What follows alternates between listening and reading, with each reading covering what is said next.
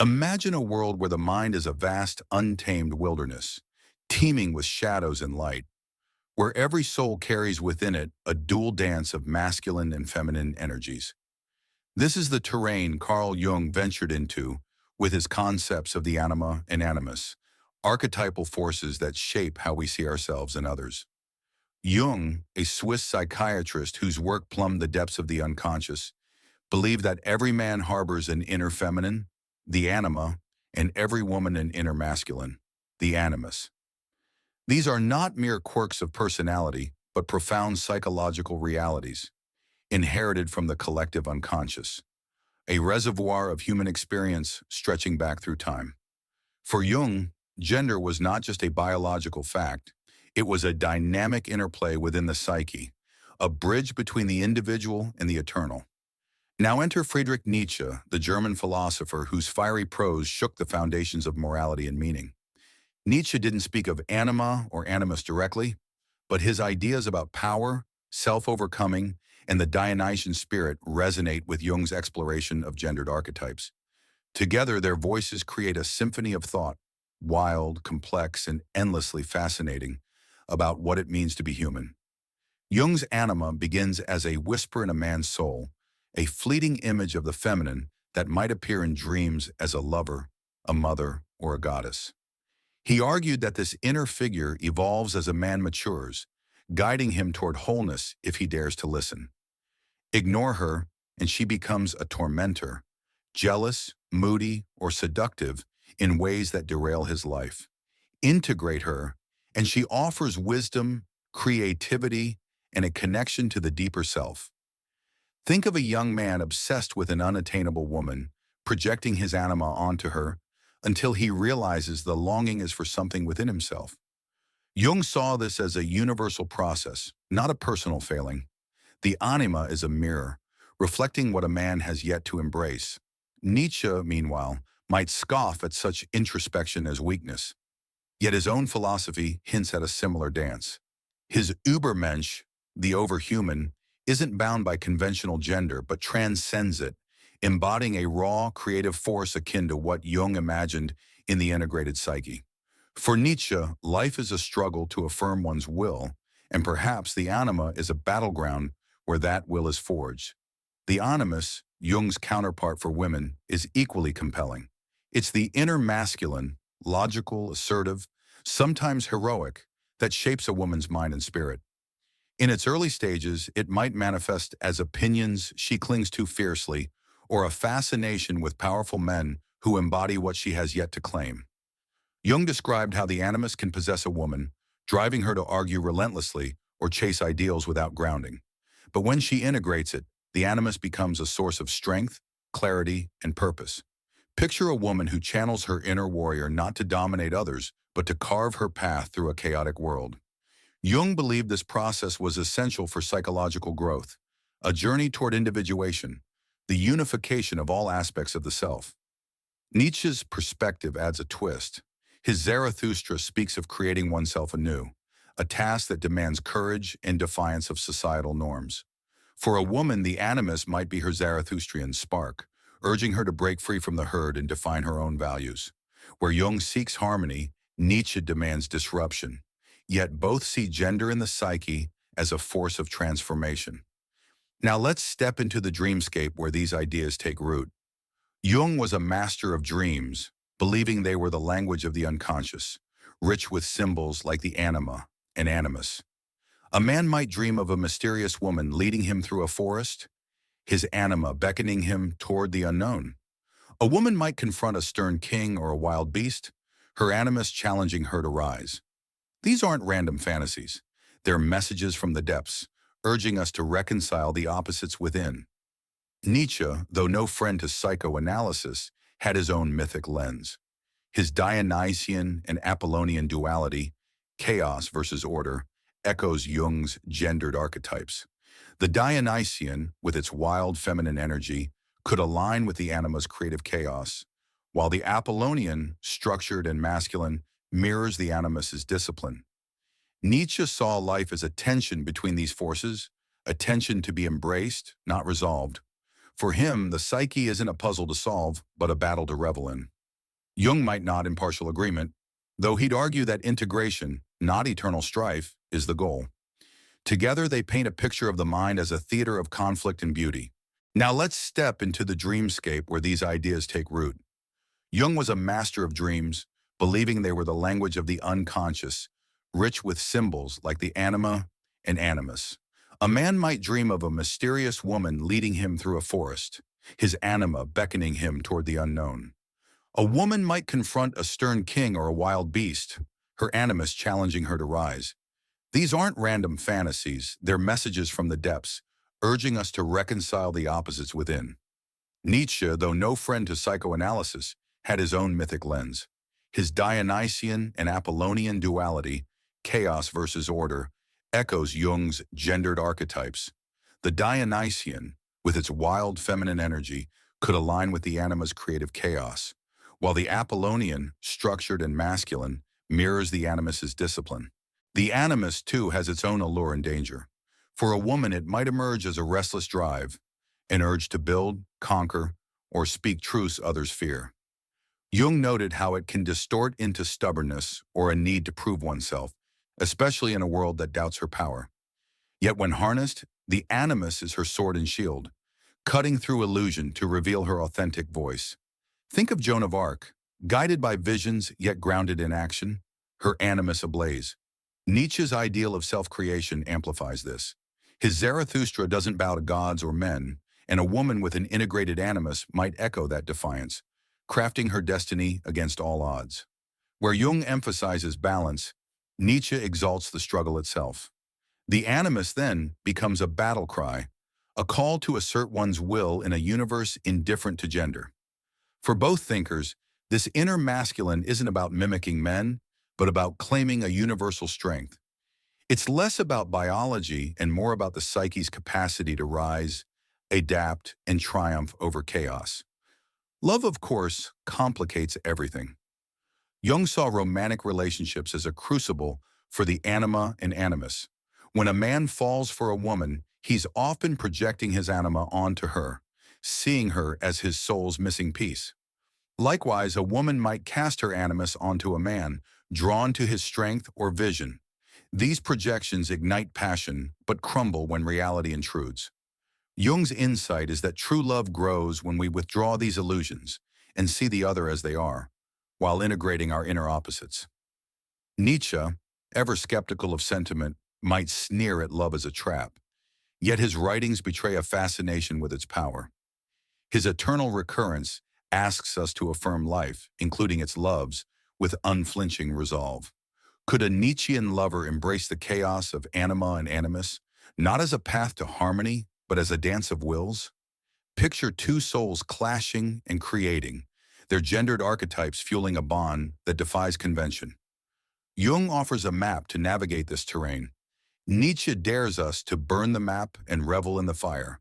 Beyond romance, the Anima and Animus shape how we wield power.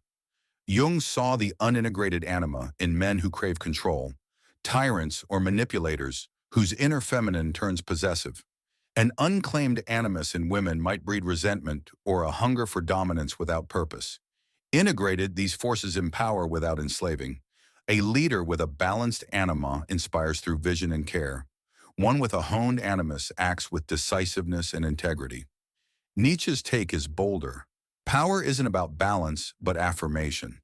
His Übermensch wields will like a sculptor chisel stone, unapologetically shaping the world. Gendered archetypes in this view are tools of creation, less about inner peace and more about outward impact. Imagine a ruler whose Anima fuels poetry and whose Animus builds empires, or vice versa. Jung might caution against imbalance. Nietzsche would cheer the audacity. Together, they suggest that power in the psyche, whether masculine, feminine, or beyond, demands awareness and intent. It's not enough to feel these forces. We must master them, lest they master us. Art, too, is a playground for these archetypes. Jung saw the Anima in the muses of painters and writers. Think of Dante's Beatrice, a divine feminine guiding him through hell and heaven. The Animus drives the architect's precision or the philosopher's logic, crafting order from chaos. Artists channel these energies unconsciously, their works revealing the psyche's hidden dance. Nietzsche, a lover of music and myth, saw art as life's highest expression. His Dionysian impulse, raw, feminine, ecstatic, pairs with the Apollonian's masculine clarity to birth tragedy and beauty. A Jungian might say the artist integrates their anima or animus to create. A Nietzschean might argue they transcend gender entirely, becoming vessels of pure will. Picture a sculptor lost in their craft. The feminine flow of inspiration meets the masculine strike of the chisel.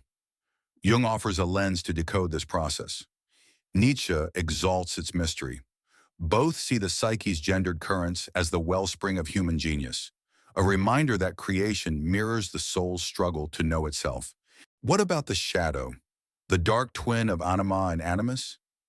Jung's shadow is everything we deny, the rage beneath a man's gentleness, the cowardice behind a woman's bravado. The Anima and Animus, when repressed, feed this shadow, twisting into jealousy, rigidity, or despair. A man who fears his feminine might lash out at softness in others. A woman who denies her masculine might cling to victimhood. Integrating these archetypes means facing the shadow too, embracing the mess of being human. Nietzsche's shadow is subtler but no less potent. His abyss gazes back, tempting us to despair or nihilism. Yet he urges us to dance with it, to affirm life despite or because of its darkness. The anima and animus in this dance become allies against collapse. They're not just pretty archetypes but warriors in the psyche's depths, battling entropy with meaning. Jung seeks to heal the shadow, Nietzsche dares it to fight. Together they frame gender as a spark in the void, illuminating the chaos we all carry. Let's zoom out to the collective. Jung's collective unconscious binds us to humanity's past, myths of gods and goddesses embodying anima and animus across cultures. The Greek Athena, wise and warlike, mirrors the animus. Dionysus, wild and fluid, echoes the anima. These archetypes aren't static. They shift with time, reflecting society's soul. Nietzsche, too, saw culture as a mythic stage. His critique of modernity, its last men who seek comfort over greatness, suggests a loss of these primal forces. A world without anima's mystery or animus's drive is a sterile one, he'd argue. Jung might agree, noting how mass conformity buries the psyche's richness. Today, gender debates rage, biological, social, psychological, yet both thinkers point beyond the noise. For Jung, anima and animus transcend body or role. For Nietzsche, they're fuel for self-creation, not labels to cling to. Imagine a society where each person wrestles with these forces, not to fit a mold, but to forge something new. The collective psyche thrives when the individual dares to dive deep. Time twists these ideas further. Jung lived in an era rigid with gender norms, yet his theories crack them open, hinting at fluidity long before it was named. The anima and animus aren't tied to male or female bodies. They're energies anyone can tap. A man might radiate animus-like resolve, a woman anima-like intuition. Nietzsche, writing decades earlier, cared little for such categories. His Übermensch is a post-gender ideal, a being who bursts their own meaning. In 2025, as gender lines blur, their insights feel prophetic. Jung's individuation invites us to weave all threads, masculine, feminine, beyond, into a unique tapestry. Nietzsche's eternal recurrence challenges us to embrace every shade of our psyche, again and again. Picture a future where identity isn't a battleground, but a playground, where anima and animus dance freely in each soul. Jung offers the map, Nietzsche, the courage. Together they suggest that gender, at its core, is less about division and more about the infinite possibilities of the human spirit. But what of the body? Jung rarely lingered on flesh. He saw the psyche as the true frontier. The anima and animus arise from mind and soul, shaping how we inhabit our skin. A man's broad shoulders or a woman's curves might amplify these archetypes, but they don't define them. Nietzsche, ever earthy, tied life to the physical. His Zarathustra revels in the sun, the earth, the senses. The body isn't a shell but a vessel of will, engenders energies, pulse through it. A clenched fist or a tender touch might channel animus or anima. Yet Nietzsche would say it's the act, not the form, that matters. Today, science probes hormones, chromosomes, brains. Yet Jung and Nietzsche sidestep these debates. For them, the psyche's gender isn't a question of biology but of meaning. A trans person integrating their anima or animus, a non-binary soul blending both. Each fits their frameworks, not as exceptions, but as proof of the psyche's vastness. The body dances with the mind, but the soul calls the tune. Morality enters the fray. Jung saw the anima and animus as neutral, neither good nor evil, but tools for growth. A man's anima might inspire art or spark obsession. A woman's animus could build bridges or burn them. The ethics lie in how we wield them. Nietzsche famously tore morality apart, calling it a human invention. His beyond good and evil doesn't judge the psyche's gendered forces. It asks only if they fuel life's affirmation. A feminine tenderness that weakens resolve might disgust him. A masculine rigor that stifles joy, equally so. Picture a mother who sacrifices all, her anima drowning in selflessness, versus one who balances care with ambition, her animus shining. Jung might counsel the first toward wholeness. Nietzsche might demand she reclaim her will. Their clash is electric. Jung seeks a moral center, Nietzsche a moral abyss. Yet both agree the psyche's gender isn't about right or wrong. It's about authenticity. To live fully, we must face these forces, not flee them, crafting a life that's ours alone. Religion too casts its shadow.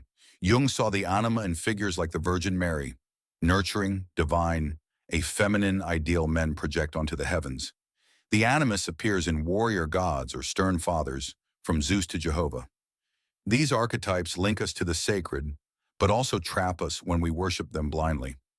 Nietzsche famously declared, "God is dead," rejecting such projections as crutches. His Übermensch needs no divine feminine or masculine, just the raw pulse of existence. Yet his own myths, Zarathustra, Dionysus, pulse with anima-like ecstasy and animus-like might. Perhaps he couldn't escape these archetypes either. Imagine a seeker torn between Jung's quest for the divine within and Nietzsche's defiance of all gods. The anima might whisper of mystery, the animus of mastery. Together they defy dogma. In a secular age, their ideas reframe spirituality, not as obedience, but as a dance with the psyche's depths. Gender becomes a thread in the cosmic tapestry, not a chain to a creed. Let's pause on freedom. Jung's individuation is a liberation, a slow unshackling from the unconscious, where anima and animus cease to rule us and become allies. It's a quiet revolution, personal and profound. Nietzsche's freedom is louder, a roar against all that binds, a leap into self-creation where gender's energies are raw material, not masters. A man frees his anima by weeping without shame. A woman her animus by leading without apology. Jung might smile at the balance, Nietzsche at the audacity. Picture a prisoner of expectation breaking free, perhaps a father embracing his softness, a daughter her strength. Their psyches bloom beyond stereotype, not because gender dissolves, but because it bends to their will. In 2025, as freedom fights conformity, Jung and Nietzsche whisper defiance. The psyche's gendered currents aren't fate, they're clay. Mold them, and you mold yourself. Play enters the mix. Jung saw the anima and animus in fairy tales, princesses and knights, witches and heroes, where the psyche romps through symbol and story. A child dressing as a pirate or a queen is already wrestling with these forces, testing their edges. Nietzsche too loved play. His Dionysian revels are a cosmic game, a laugh at life's absurdity. Gendered archetypes in this light aren't heavy burdens, but toys of the soul. A man might play the fool to find his anima's wit, a woman the rebel to claim her animus' fire. Imagine a masquerade where masks of masculine and feminine swirl. Jung would decode the dance, Nietzsche join it. Today, play pierces our seriousness. Drag queens channel anima, athletes animus, all blurring lines with glee. The psyche, they'd say, thrives in this sandbox. Gender less a rule book, more a riddle to solve with a grin. The future beckons. Jung's Anima and Animus, born in the 20th century, stretch into tomorrow, adapting as humanity evolves. Will AI, with its genderless code, dream of these archetypes? Will virtual worlds birth new myths of feminine and masculine? Nietzsche's vision pushes further. His Übermensch might laugh at our debates, urging us to shed all labels for pure becoming. In 2025, as tech blurs flesh and mind, their ideas collide and fuse. A cyborg with an anima of light, an animus of steel. Jung might see integration, Nietzsche a new will. Picture a world where gender's energies flow free, unbound by old skins, yet rooted in the psyche's ancient song. Jung offers depth, Nietzsche height.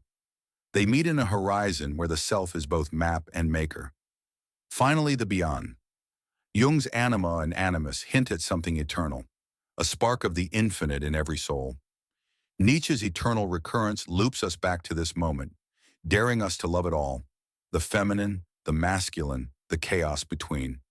Gender in their hands isn't a limit, but a lens, magnifying the psyche's wild, wondrous expanse.